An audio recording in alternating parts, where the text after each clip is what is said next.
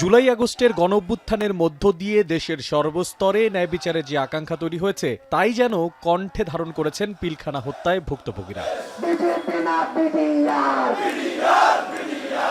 বুধবার সকাল থেকেই রাজধানীর কেন্দ্রীয় শহীদ মিনার প্রাঙ্গণে উপস্থিত হতে শুরু করেন বিভিন্ন জেলা থেকে আসা পিলখানা হত্যাকাণ্ডে নির্যাতনের শিকার দাবি করা সৈনিক ও তাদের পরিবারের সদস্যরা। তাদের অভিযোগ, তৎকালীন সরকার এই হত্যাকাণ্ডকে বিডিআর বিদ্রোহ হিসেবে চালিয়ে প্রকৃত অপরাধীদের আড়াল করেছে।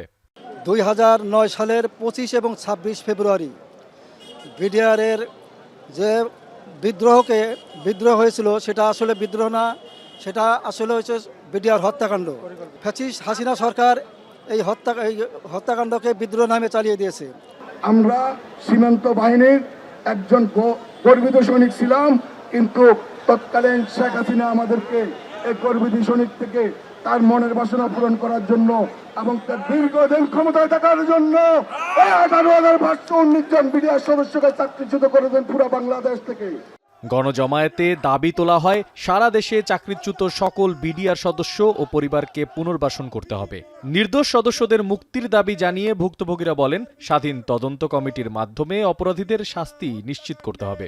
নিরীহ বিডিআর সদস্যদের রিমান্ডের নামে নির্যাতনের ফলে মৃত্যুর সঠিক কারণ উদ্ঘাটন করে বিচার করতে হবে এবং মৃত বিডিআর সদস্যদের পরিবারকে ক্ষতিপূরণ সহ পুনর্বাসন করতে হবে।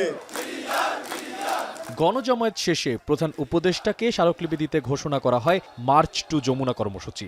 শাহবাগ পর্যন্ত পৌঁছালে পদযাত্রা আটকে দেয় পুলিশ। এ সময় সেখানে অবস্থান নিয়ে স্লোগান দিতে থাকেন বিক্ষোভকারীরা। পরে প্রধান উপদেষ্টাকে স্মারকলিপি দিতে যমুনায় যান 4 শিক্ষার্থী প্রতিনিধি সহ 8 সদস্যের প্রতিনিধি দল। যদি ন্যায় বিচারের কোনো ইঙ্গিত আমরা না দেখি, অফিসিয়াল কোনো স্টেটমেন্ট কেউ না দেয়, অবশ্যই আমরা শাহবাগ ব্লকেট করব। এর আগে স্বাধীন তদন্ত কমিশনকে 90 দিনের মধ্যে তদন্ত প্রতিবেদন জমা দিতে রিট করেন এক আইনজীবী। প্রত্যাশা, দ্রুত বিচারের মাধ্যমে নির্দোষদের ন্যায় বিচার নিশ্চিত করা। এদিকে পিলখানা হত্যা নিয়ে নিম্ন আদালতে চলমান মামলার রায় হতে পারে বৃহস্পতিবার। এখন দেখার বিষয় ঠিক কবে নাগাদ বিডিআর বিদ্রোহের এই যে অভিযোগ, নানা যে সমস্ত কার্যক্রম, সেই সমস্ত পরিসমাপ্তি ঘটে। মশির অনিক, এখন ঢাকা।